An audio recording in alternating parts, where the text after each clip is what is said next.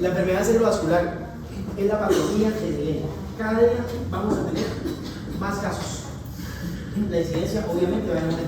Y estamos viendo que la población adulta joven se está viendo también afectada. Esto antes era una enfermedad exclusiva de los viejitos, ahora ya no.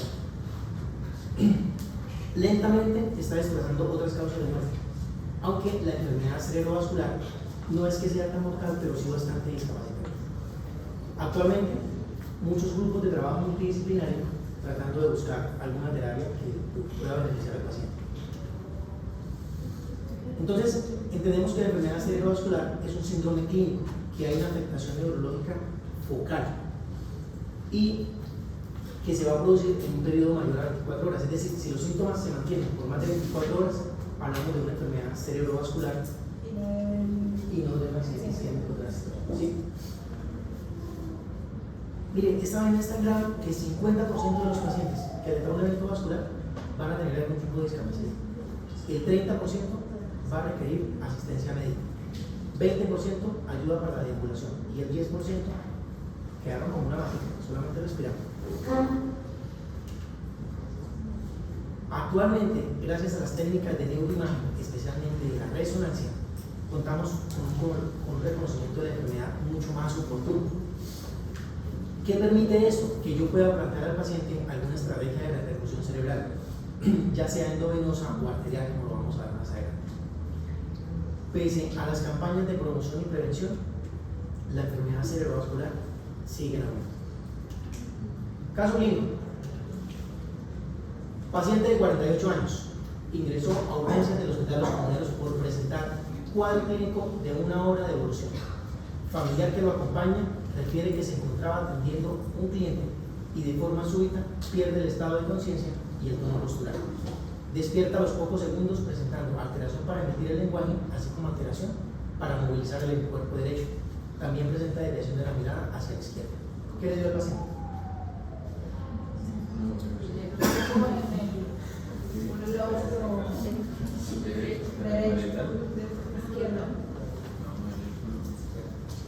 ¿Qué le dio? Un déficit neurológico, ¿cierto? Agudo, hiperagudo de hecho, en 1 hora de evolución.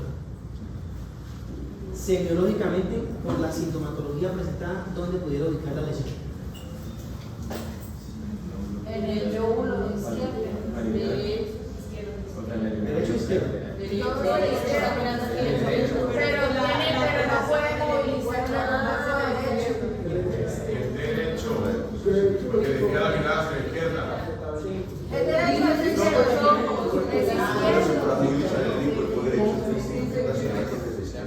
Pero mira lo que hace, en esta parte alteración para movilizar el hemiscuerpo derecho. El hemiscuerpo derecho. ¿Dónde está el lenguaje? La área ¿Y dónde está el área vertical? en la corteza temporal. ¿Derecha o izquierda? Izquierda. Ambas, ¿no? No, izquierda. Izquierda. ¿Dónde está el lenguaje? Mejor dicho, ¿en qué hemisferio se ubica el lenguaje? Derecho. No, en el izquierdo. Bueno, sí, derecho en el 5%, pero el 95% de los mortales, izquierda. Entonces el paciente tiene un síndrome neurovascular, probablemente por compromiso del territorio de la arteria cerebral media izquierda. ¿Por qué debió la mirada a la izquierda? Por la siguiente hipotenusa: a los ojos les gusta el ACV y odian la epilepsia. Entonces, cuando el paciente tiene un evento vascular muy extenso, él clava la mirada al sitio donde tiene la lesión. ¿Por qué se produce? ¿Cómo es el movimiento prolongado de los ojos? ¿Cómo funciona eso? ¿Dónde está la representación cortical del movimiento prolongado de los ojos? El área 8. Bueno, pero este es tema de otro cosa. Entonces, ¿el paciente qué hizo? Un evento cerebrovascular isquémico o hemorrágico, no sabemos, del territorio de la cerebral media izquierda. ¿Listo? ¿Hasta ahí claro? Bueno. Al examen físico y neurológico. Miren, neurológico. Está alerta, entiende órdenes verbales, una de dos. No puede emitir lenguaje. Funciones mentales superiores no valorables. Pares craneales, desviación forzada de la mirada hacia la izquierda. Hay hemianopsia derecha a la amenaza. El examen motor, fuerza de extremidad superior derecha, 1 de 5, inferior derecha, 2 de 5. Sensibilidad, localiza el dolor, coordinación, no es valorable. ¿Qué síndrome presenta el paciente?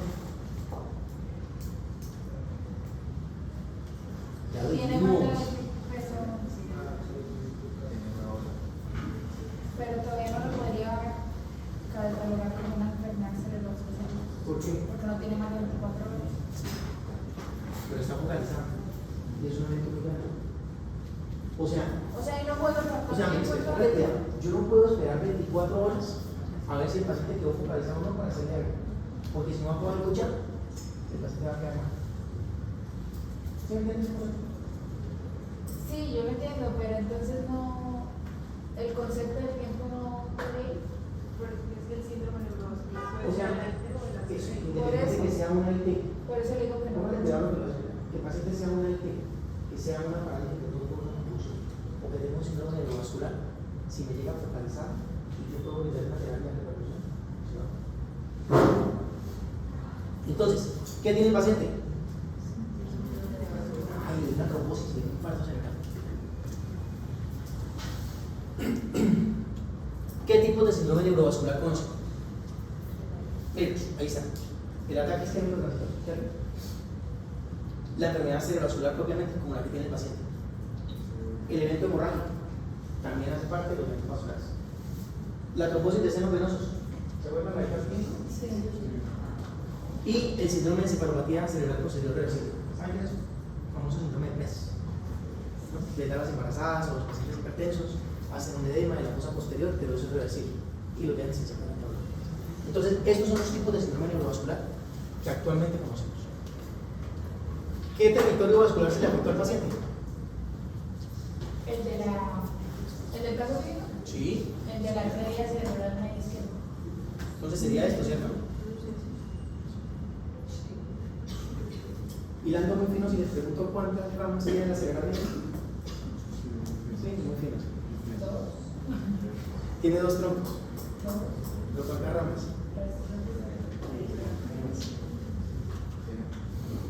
Bueno, llegó este paciente a urgencias. Le llegó Ariel, hermano, le llegó este paciente a urgencias. Usted está de turno, Cano no está, el esposo no le contestan. Iván Peña se fue a Zapatoca a almorzar y usted está solo en urgencias. Le llegó ese paciente, ¿qué hace? ¿Cómo? ¿Qué hace? Ariel, no, el pueblo lo llamó y Iván está en Zapatoca almorzando. Llamó a Peña, yo sí soy un peso, lo voy a llamar. El doctor Pérez.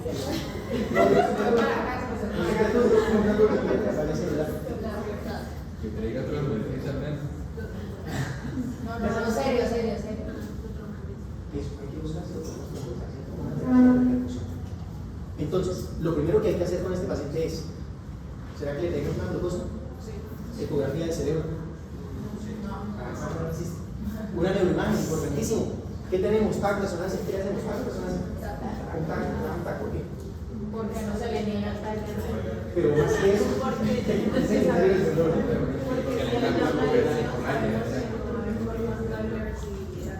Si en la imagen ya no se ve claro, no hay reversibilidad. si es hemorrágico, entonces yo no le voy a hacer nada. Tristemente no le puedo hacer nada, ¿cierto? Si la hemorragia es muy grande, de una ventrículos, está comprometiendo la vida del paciente, pues habrá que intervenir con el derivado, listo. Si es isquémico, lo puedo trabajar. Eso, entonces lo que nosotros queremos mirar es que el TAC no tenga ninguna lesión hemorrágica, que no tenga una masa, que no tenga algo que me contraindique hacer la trombolisis. ¿Será que le da comparsa de orina? Electrolitos. Sí. Sí.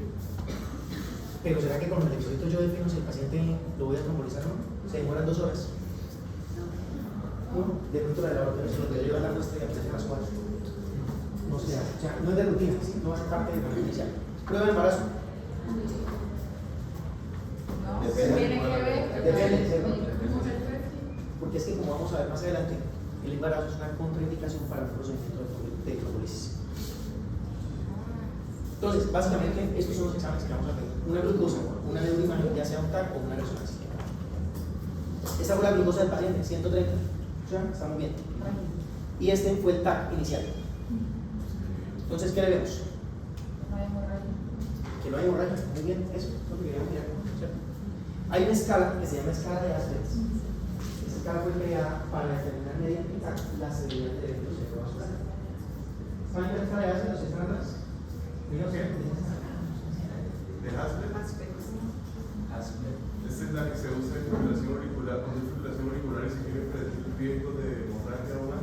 No, Samuel, esta escala es una escala en imagen. Más adelante la vamos a ver, pero se la voy a explicar. Entonces, Doctor, ellos cogen. Dime. Una pregunta, perdón, pero interrumpo. No entendí para qué la pregunta. ¿Para qué? Porque hay algo que se llama el falso stroke. Si el paciente tiene una glicemia en 30, no se puede trombolizar. Y si tiene una glicemia por encima de 4,50, ¿sí? Buscando un falso stroke es para eso que se hace. Entonces, la escala lo que busca es buscar parches de hipodensidad. Puntúa 10, por ejemplo, esto es un aspecto de 10. Pero si yo le encuentro un ejemplo, que esto fuera una hipodensidad, y no la veo acá, entonces yo le quito un punto. ¿Sí? Si veo otra acá y no la veo acá, le quito otro punto. Si la escala tiene menos de 7 puntos, el paciente no es candidato a un procedimiento de repercusión. Por eso es que se hace esa escala.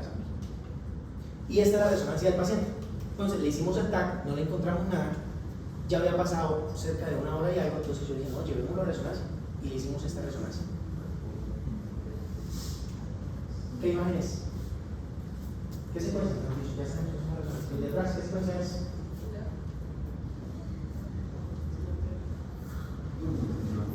¿Qué secuencia es esa? ¿Qué secuencia es esa?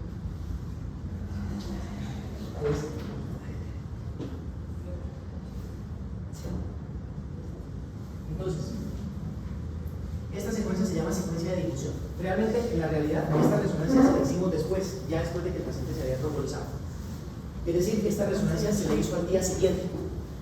La secuencia de difusión es importantísima, porque si yo no encuentro nada en el TAC y estoy sospechando que el paciente, me queda la duda si el paciente tiene un evento vascular, yo lo puedo llevar a resonancia. Y esta es muy sensible. A tan solo 10 minutos de iniciar un evento vascular, yo ya voy a encontrar cambios en la difusión. Entonces, la difusión lo que hace es una restricción al paso de agua, y por eso voy a ver esa imagen. ¿Sí? Entonces, aquí no se describe ni como hiperintenso ni como hipointenso.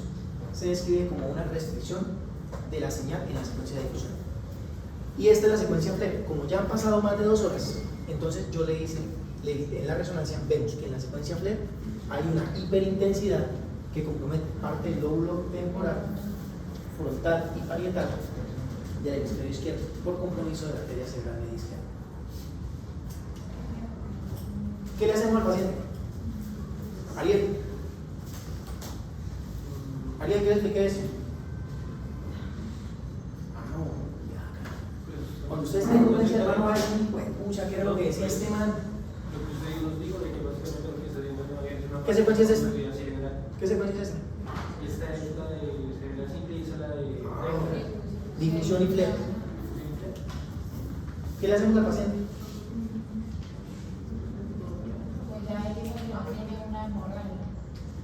Listo, Es decir, se puede trombolizar. Vamos a trombolizar, exacto. Entonces, en los servicios de urgencia se activa algo que se llama el código de ictus. ¿Saben qué es el código de ictus? ¿Qué es el código de ictus? ¿No pasan los meses? Todos los días llega el código de ictus. Entonces, el código de ictus. ¿Se acuerdan que al comienzo de la diapositiva había algo que decía Angels? Sí. Bueno, Angels es un programa del laboratorio Behringer en el cual entrenan al personal médico, paramédico, para atender este tipo de eventos. Entonces, cuando un paciente llega a urgencias, todos los que han tenido esa capacitación saben qué hacer. Porque entre más rápido se trombolice el paciente, la posibilidad de recuperación es mucho mejor. Entonces, activamos el código de ictus y le vamos a ofrecer al paciente una terapia de revascularización. Doctor, ¿cuánto tiempo es lo adecuado para hacer una trombolisis? Ya lo vamos a ver. Bueno, ya lo vamos a abordar en el chat. Entonces, ¿qué le ofrecemos al paciente? ¿Trombolisis endovenosa o trombolisis mecánica? ¿Trombolisis mixta o no hacemos nada? ¿Qué le hacemos?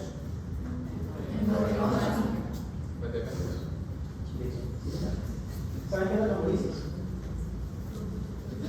Yo no sé, yo cuando me sentaba atrás yo me dispersaba, no ponía cuidado a nada.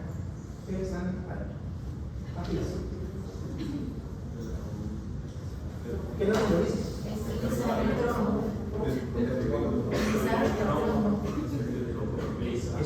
Entonces, eso se hace con un medicamento que se llama astilismo, que es un activador tisular del plasminógeno. Esto es sencillo de aplicar, hasta el portero lo puede aplicar. Pero lo importante es saber cuáles son las indicaciones, cuáles son las contraindicaciones, que es lo que nosotros como profesionales debemos saber, ¿sí? A cuál sí y a cuál no. Porque cuando uno lo hace sin saber, entonces ocasiona las cagadas monumentales, que son las hemorragias. ¿Será que al paciente le podemos hacer trombolisis endovenosa y mecánica? ¿O solo una de las dos?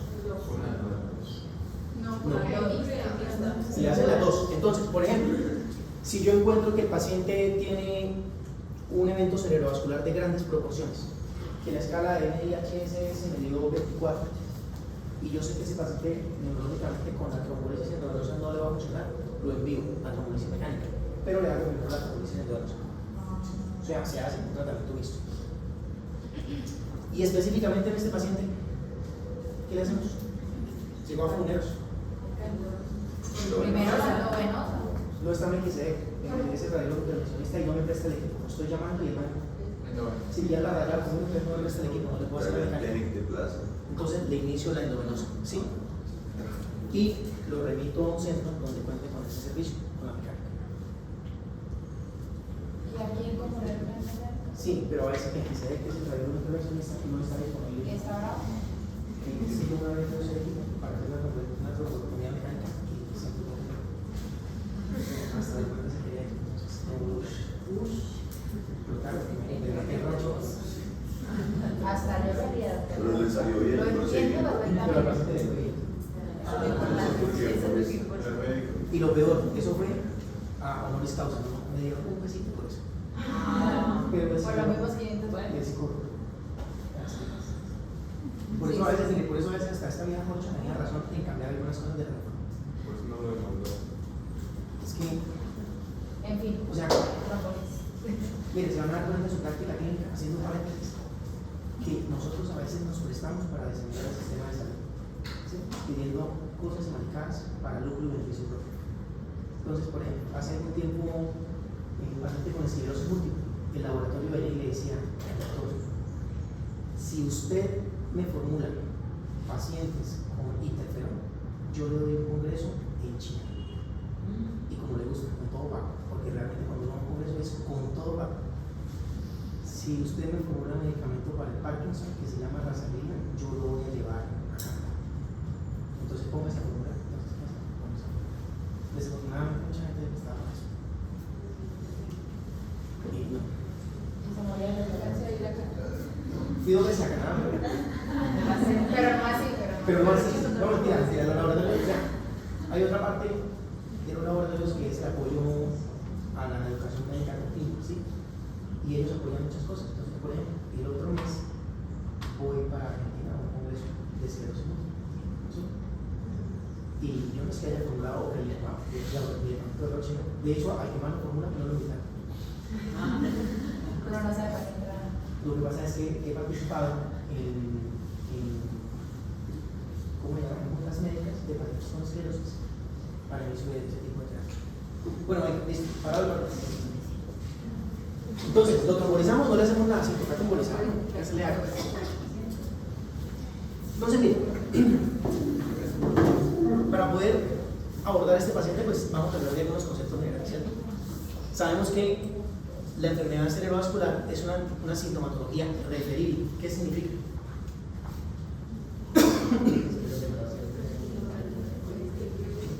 Que el paciente va a tener una focalización.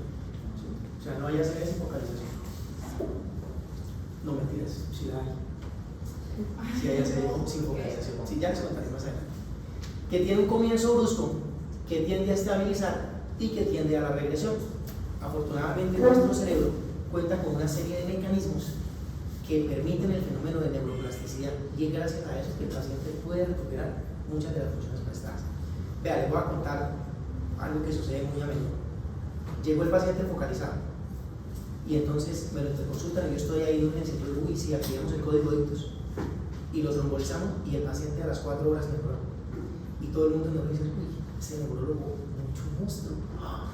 Trombolizó el paciente y el man se mejoró. Mentiras, era No tenía nada. era una IT y mejoró antes de 24 horas. Entonces, como yo ya sé que es una IT, no le voy a hacer resonancia porque sé que va a salir normal. Me lo dejo solo con el CAC y sigo siendo el héroe.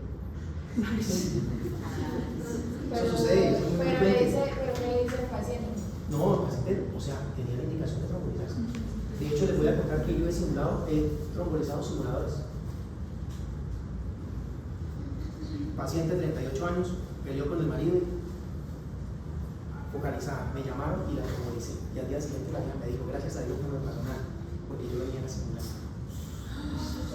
No. Yo la he salido la Pero sabes que muy bien.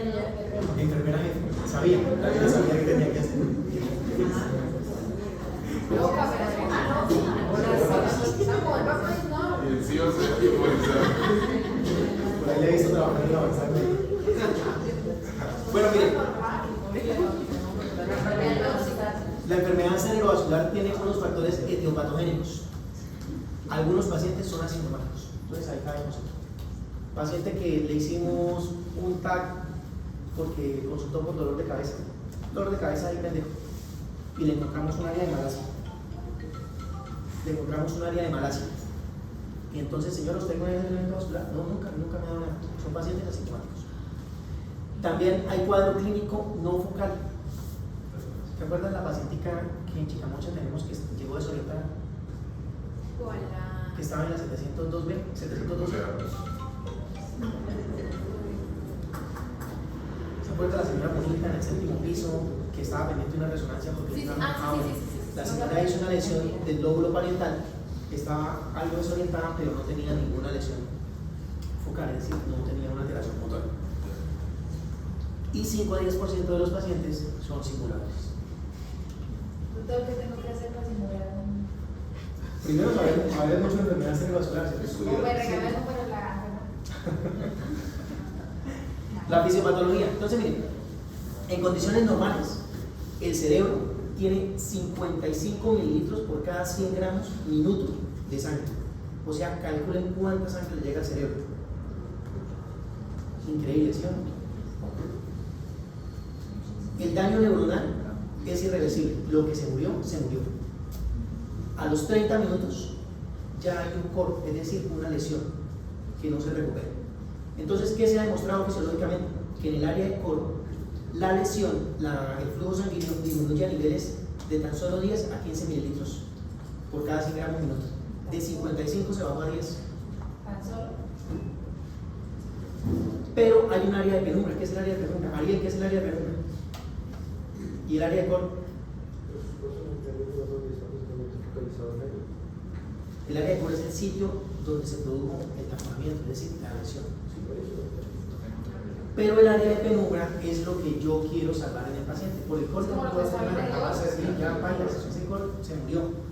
Pero el área de penumbra, con las técnicas de reperfusión, yo puedo intentar salvar el tejido cerebral. ¿Sí? Actualmente se habla de una ventana de 6 horas. Para trombolizar. Sí, pero realmente la ventana para trombolisis endovenosa es de 4.5 horas. El paciente debe llegar en menos de ese tiempo y uno debe ser muy preciso con eso, porque si no va a cometer una embarrada y el paciente la posibilidad de que sangre más alta. Doctor, si el paciente no llega en esos 4 Si llega antes de las 6 horas, yo le puedo brindar una trombectomía mecánica. pero llega después. Llegó dentro de las pasadas las 4.5, pero antes de las 6. No puedo trombolizar. Sí, mecánicamente. ¿Y si no?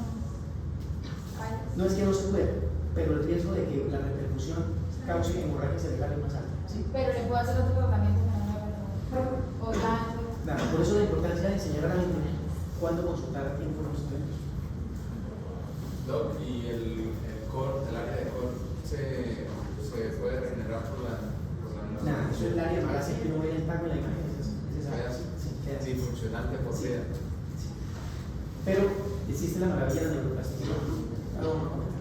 Actualmente, Esto en el caso de que no sea hemorrágico. si no es hemorrágico, si es hemorrágico, bailas, no puede hacer nada. ¿Te acuerdas del paciente de Congreso? Contigo, ¿cierto? Nos llamaron, estábamos pasando la revista y nos llamaron que llegó un paciente en ventana, activaron el código ictus y nos fuimos a matar. Una hemorragia, ustedes están.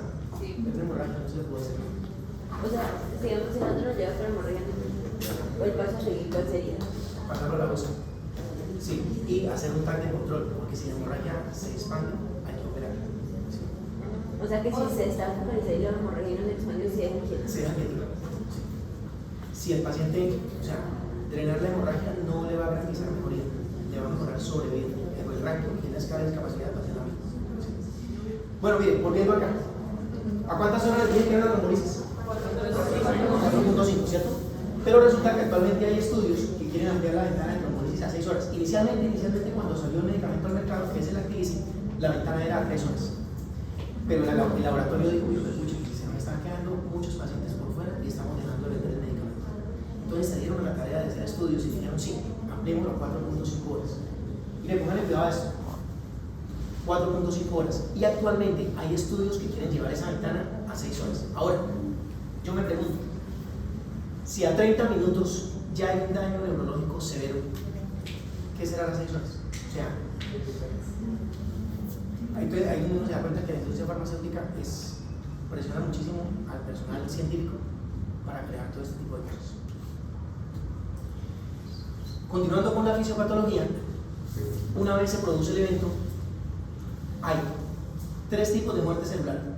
Uno que es la apoptosis, otro que es la autofagia y otro que es la necrosis. ¿Sí? Eso ya lo sabemos de patología. Y hay 3 etapas en la muerte celular: la fase de activación, la fase de escisión y la fase de ejecución.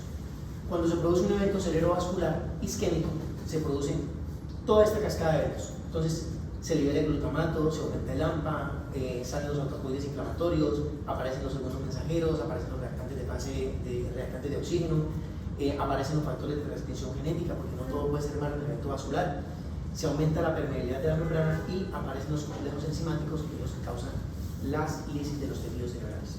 Entonces, bien, en esta gráfica lo que vemos es eso. Se produce la isquemia, fallos en gradientes de oxígeno, daño por repercusión, dejemos acá, fallos de gradiente, liberación masiva de calcio, estrés oxidativo, sobrecarga de calcio que produce excitotoxicidad, hay un proceso inflamatorio y se produce la muerte celular por apoptosis. Resulta que el calcio, cuando se libera de forma masiva en el área de penumbra, va a ordenar a la neurona 2 cosas, porque va a activar los factores de transcripción genética. Esos factores de transcripción genética son como unos auditores. Entonces llegan y le dicen a la neurona, oye, a ver, ¿usted cómo está?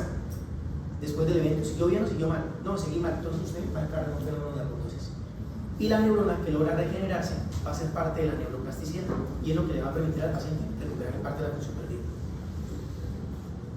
Una vez se produce la isquemia, también hay una repercusión, es decir, el cerebro, los mecanismos antitrombóticos propios del cuerpo tratan de romper ese trombo dentro del cerebro y ese daño por repercusión puede causar la transformación hemorrágica del evento isquémico. ¿Sí? Sin yo hacerle trombosis. Sin hacerle trombolisis, si hago trombolisis, ese riesgo es más alto. Miren, factores predisponentes para enfermedad cerebrovascular, los que quieran.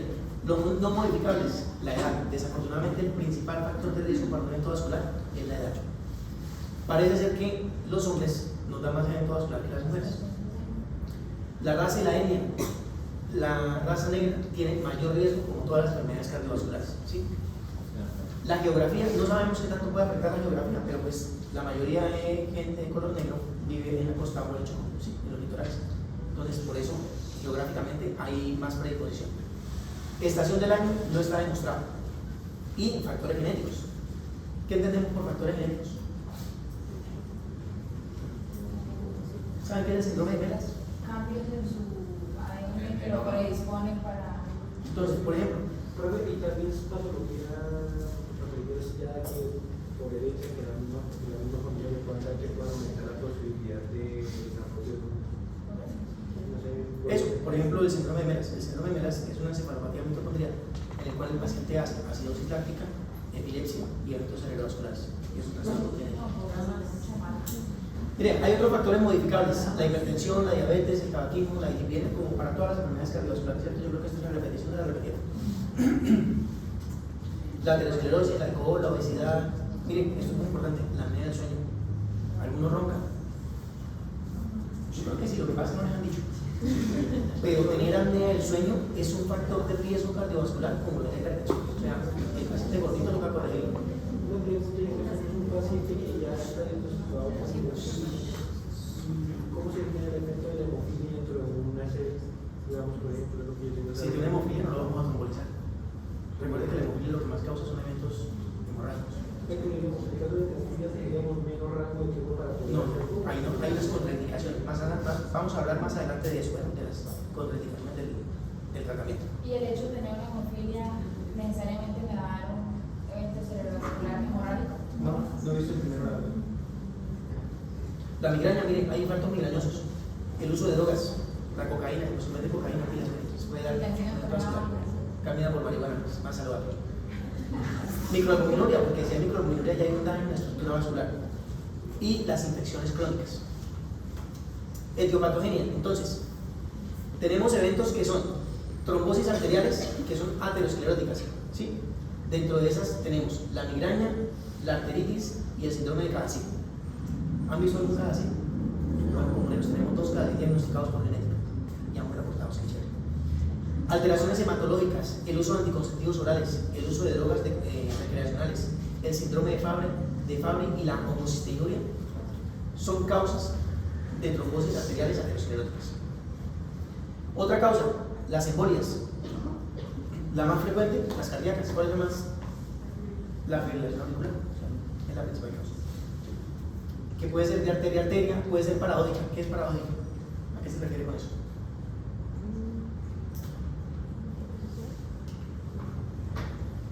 ¿Han escuchado el foramen oval permeable? Ah, bueno, pues eso es una causa de un evento cerebrovascular paradójico. Si el paciente tuvo una fractura de un hueso largo, puede producir también una embolia gástrica. Los buzos, los que practican buceo, embolia de aire. Hay otro tipo de alteraciones, como las alteraciones hemodinámicas, entonces el robo arterial, por ejemplo, el robo de la subclavia. ¿Sí? Ese síndrome de robo de la subclavia puede hacer una hipoperfusión al cerebro y ocasionar un evento cerebrovascular. Las trombosis venosas y las citopatías mitocondriales, como la que mencioné en el síndrome de Melas.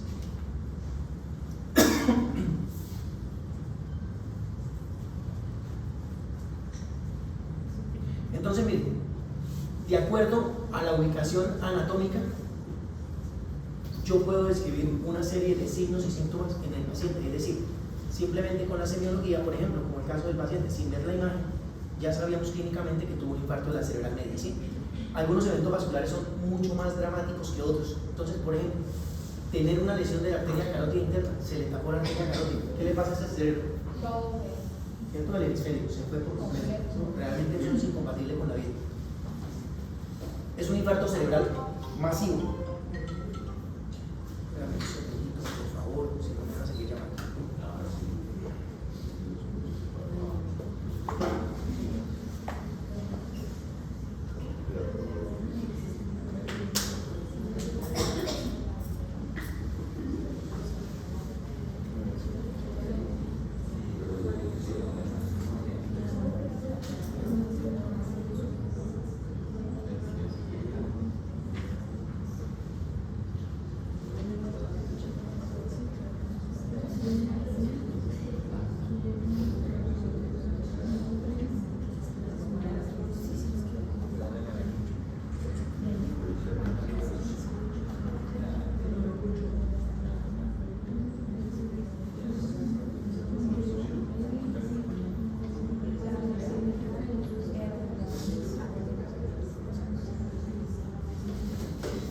Entonces, miren, tener un infarto por compromiso de la carótida interna es la embarrada. Vean todo lo que le puede producir: hemiplegia, hemihipoestesia, afasia, disartria, ceguera monocular. Esto es una catástrofe poco compatible con la vida. Los síndromes de la arteria cerebral media. Resulta que la cerebral media, de acuerdo al tronco afectado, pues va a producir la sintomatología. Las hemiplegia, hemianestesia, generalmente se producen del tronco común, es decir, donde aún no se ha bifurcado, ¿sí? ¿Qué puede producir? Además de la anestesia, desviación visual, afasia y disartria, dependiendo si es derecha o es izquierda. Como el señor. Como el señor, ¿cierto? Si el tronco afectado es de la rama superior, pues va a predominar el déficit sensitivo o motor. Si es de la rama inferior, va a predominar la sordera pura y la hemianopsia. Y si es de las ramas profundas, vamos a encontrar hemicoria, hemivalismo y hemiplegia. ¿Sí? Las ramas profundas son las ramas que llevan la perfusión a los núcleos de la base. La resonancia del señor, ¿sí? Esa fue la del paciente. Y esta es de otro paciente, con un evento vascular de la cerebral media del hemisferio contrario. ¿Qué secuencia es esa? Ay, ahí dice fleje, qué barra. Sí. Es un fleje. Esa es la del señor. Esta es la del señor. ¿Sí? Grande, ¿no? Sí.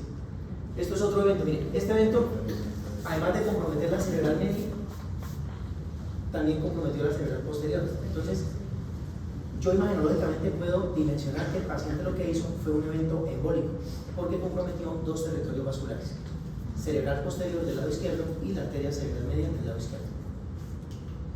O sea, uno puede tener dos eventos vasculares al tiempo. ¿Sí? Doctor, ¿y hay posibilidad de que la persona tenga, por ejemplo, de la cerebral media izquierda y derecha? Sí, claro, se puede presentar. Mire, uno cree que uno es bruto, pero siempre se da cuenta que hay otro más bruto. Llegó un paciente intoxicado por alcohol. Entonces el tipo le dieron un trago chiviado y el tipo se intoxicó con esa agua.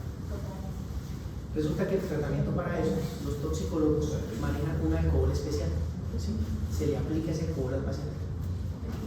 Pero mi querido doctor no contaba con ese alcohol y el muy costeño dijo: ajá, pasan de ron endovenoso. Mandó a la familia, muchacho, mandó a la familia a que comprara 1 litro de ron. Y el tipo se dio a la tarea con una jeringa de meterlo en una bolsa de solución salina y le pasó el alcohol endovenoso. Y le infartó las 2 cortezas. ¿Y se fue a la casa? Sí, ese problema es No, el médico, ¿qué le pasa al médico? yo creo que sí, de verdad, porque es que la gente no siente nada. De pronto era un señor del campo, no tenía conocimiento de nada, la familia no sabía, se murió porque le dio la tuberculosis y ahí quedó el asunto. Pero los enteramos del asunto. O sea, le dio infarto en los dos momentos. Sí.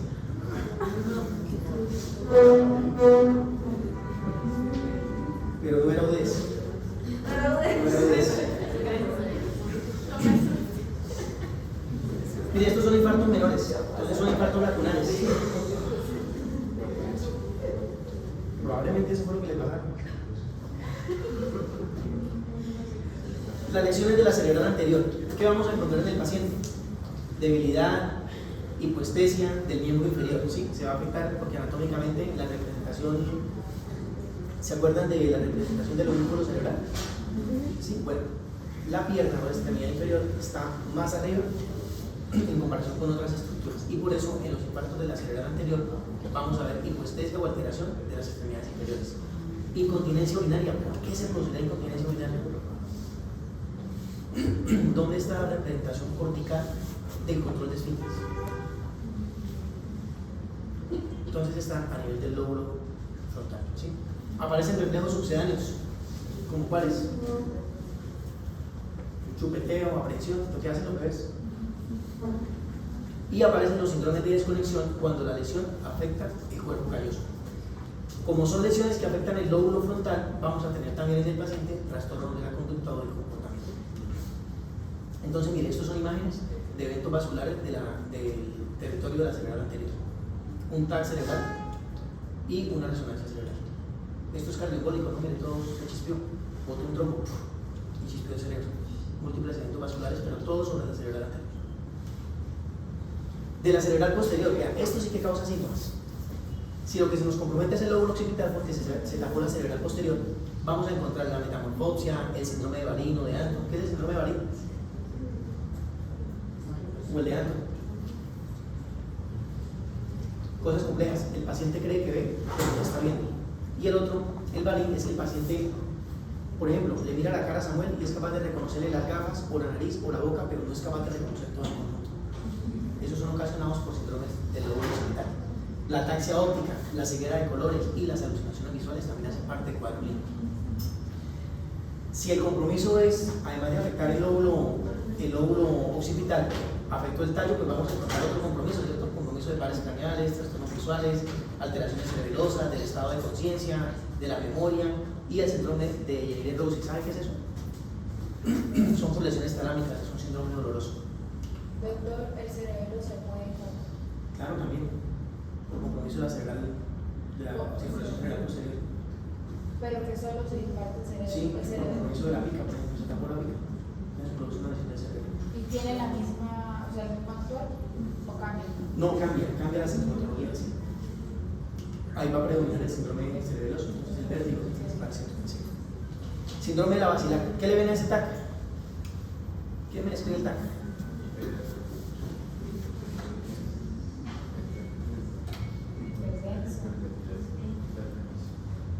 No, la hiperdensidad no, lo blanco es el calcio, es el hueso. Pero ¿qué le ven al TAC? Ahí no sé. ¿Cómo? Ahí. No, el aire se ve así como esto, negro, negro. Pero miren, si alcanzan a ver, tienen este pequeño manchoncito. Ese pequeño manchoncito, nada más y nada menos, es un infarto en el tallo cerebral. O sea, válida, se va a morir. ¿Qué producen los síndromes de la basilar? Entonces, miren, esto produce una variedad de síndromes, ¿sí? El síndrome de West, de Jackson, pero no se lo puede describir aquí porque eso es harina de doble costal. Pero sepan ustedes que las alteraciones de la basilar puede dar hemiplegia, en anestesia, trastorno de la depresión, severa alteración del estado de conciencia. ¿Por qué se alterará la conciencia si la lesión fue tan chiquita en el tallo cerebral? O sea, miren, causa más alteración de la conciencia la lesión que vimos del tallo cerebral que esto. Este paciente está despierto, está consciente, está orientado, pero en cambio este paciente está en la mala con esa lesioncita tan chiquita. ¿Por qué se afectaría la vida? Pues se supone que la arteria basilar es la que se divide como para... Sí, la lateral posterior derecha e izquierda, sí.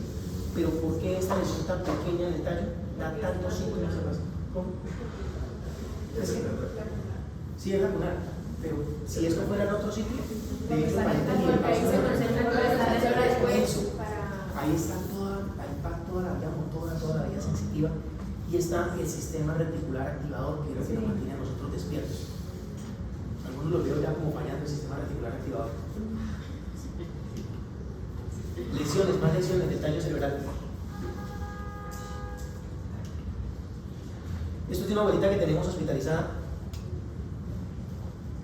y la abuelita llegó porque hizo pérdida de la fuerza del miembro superior derecho y se enredó para hablar.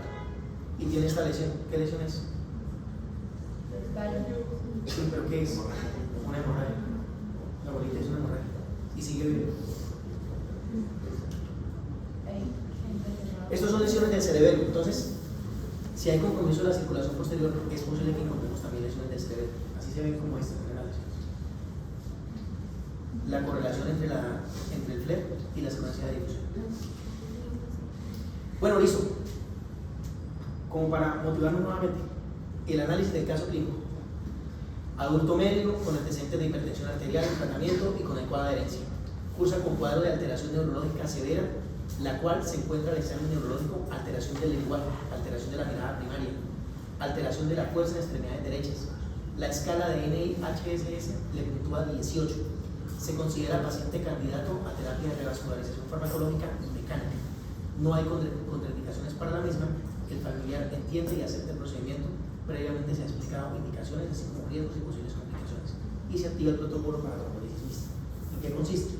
En que yo le inicio la trombolisis endovenosa y al mismo tiempo lo estoy remitiendo a un sitio donde tengan terapia mecánica. ¿Sí? Si la hay aquí, maravilloso, porque si no, es internacional.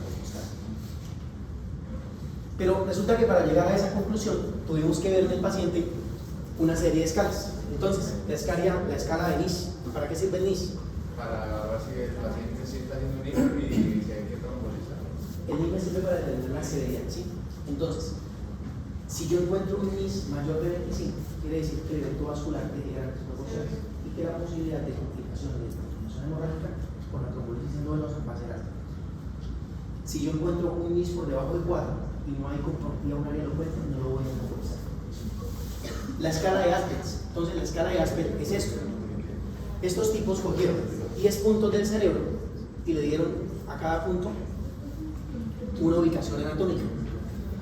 Y lo que hacen es restar un punto por cada sitio que no se vea al lado siguiente. ¿Sí me entienden esa parte?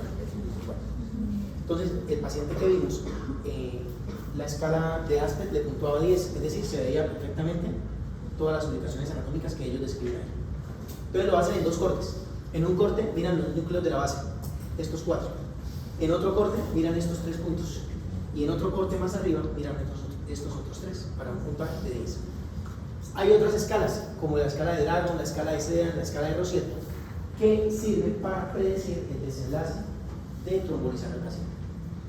Por eso no siempre se usa. ¿Y la escala de Rankin? ¿Para qué se usa el Rankin? Eso lo podemos usar. Rankin de 4, Rankin de 3, Rankin de 5. Esto es la discapacidad que tiene el paciente. ¿Sí? Doctor, para la clasificación se usa todavía el TOR, ¿no? Entonces, todavía usamos sí. ¿Y cuál es la otra? Yo básicamente uso NIS, todas y ASPEX. Y si voy a trombolizar, me gusta mucho el drag. ¿Y las? ¿Cuál? ¿Cuál es la de las? Para enfermedad cerebrovascular, nosotros usamos esto. O sea, lo más acercado es esto, el NIS. Bueno, entonces miren, el enfoque clínico. Ya sabemos que el paciente lo vamos a trombolizar, ¿cierto? Activamos el código ictus, lo estabilizamos. ¿Qué consiste estabilizar? Resulta que el paciente llegó con unas cifras tensionales de 190 a 120. No lo podemos trombolizar. Entonces hay que estabilizar la presión arterial antes de hacer el procedimiento. Lo trasladamos a TAC inmediatamente sin perder tiempo. Esta tabla que está a la derecha eran los criterios antiguos cuando hablábamos de que el paciente debía llegar en menos de 3 horas. Y otro de los criterios era que el paciente tuviera plaquetas menor de 100.000 y este dato muy importante, un INR mayor de 1.5. Actualmente hablamos de un INR de 1.7. Si el paciente tiene un INR mayor de 1.7, no se tromboliza. Y el paciente que tiene un INR elevado es porque está tomando, ¿qué medicamento? Eso. Entonces, los criterios han cambiado y ahora tenemos unos nuevos criterios. Esta tablita es de los paraguayos. Me pareció muy práctica y quizá como lo más coherente. Criterios de inclusión. ACV isquémico con tiempo de inicio de los síntomas conocido y menor a 4.5 horas. Pregunta. Llegó el abuelito a las 7 de la mañana. Doctora, doctor, hace una hora lo encontramos así. ¿Cuenta esa hora? Sí. No. Cuenta como inicio de los síntomas la última hora que lo vieron bien. Sí, porque probablemente sea un evento del despertar y no sabemos en qué etapa del sueño ocurrió el evento vascular. ¿Sí me entienden? O sea, si el paciente llegó A las 7 de la mañana. a las 7 de la mañana, ¿qué fue lo que pasó? No, es 5, a las 7 de la mañana, él se levanta normalmente a las 6 y no se había levantado a las 6 y 10 y entramos a la habitación y lo encontramos de nuevo. La última hora que lo vieron bien Eso fueron cuenta las 12 de la como inicio de noche. los síntomas las 12 de la noche. Esa es la hora de inicio de los síntomas. Ahora, tiempo de evolución desconocido, pero el paciente fue visto asintomático por última vez antes de 4.5 horas. Trajeron al paciente a las 10 de la mañana, pero el tipo se levantó a las 6, desayunó y se volvió a acostar. Menos de 4.5 horas. ¿Sí? Que el déficit neurológico sea mayor o igual a 3, ya quiero bajarlo un poquito. Antes era de 4.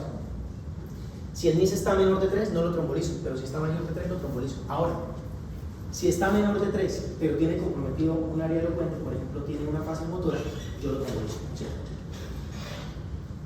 Ah, mira, aquí está. NIS menor de 3, sí podría trombolizar ante síntomas incapacitantes. Si el TAC evidencia lesión hemorrágica, no lo vamos a trombolizar. ¿Sí? Es un criterio de exclusión. Y que el paciente quiera que lo trombolicen. Si el paciente no quiere que lo trombolicen, no se pueden hacer esto porque lo van a demandar.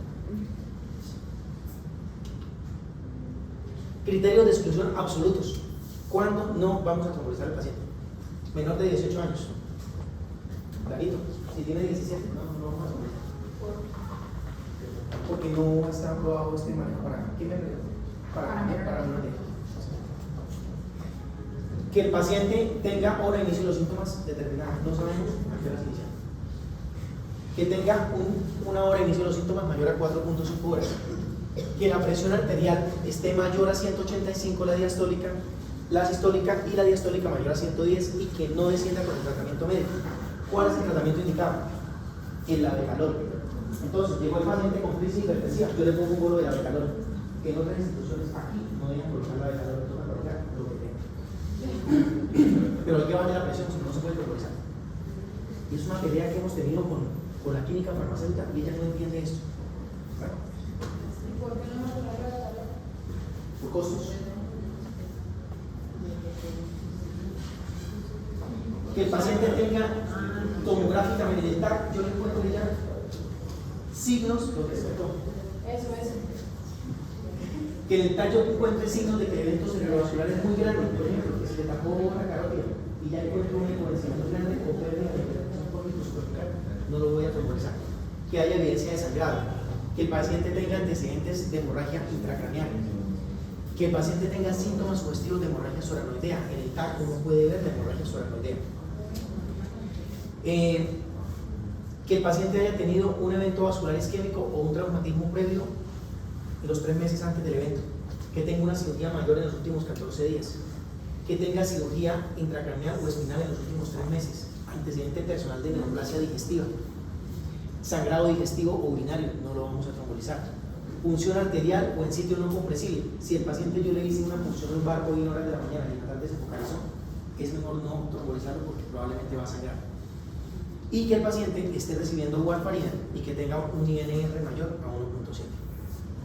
Esos son los criterios absolutos, pero también tenemos los criterios relativos. Plaquetas menores de 100.000, pero 100.000 es cuánto, 10.000, 90.000.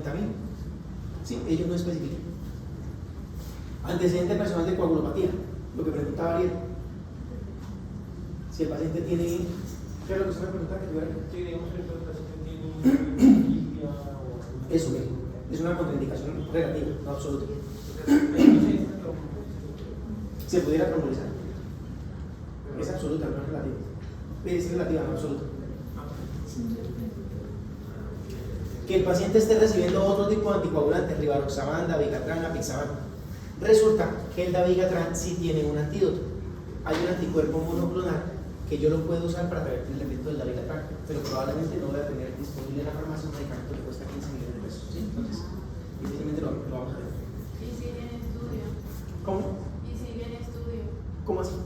Que o sea, el El antídoto. antídoto. Sí, sí, en estudio. Que el paciente tenga una enfermedad renal severa porque esté en diálisis, no lo vamos a trombolizar. Que el paciente tenga un ACV isquémico y que ese haya sido causado por una disección aórtica o por alguna presión cardíaca como un embolismo séptico. Que el paciente tenga un tumor en la cabeza, no lo vamos a trombolizar.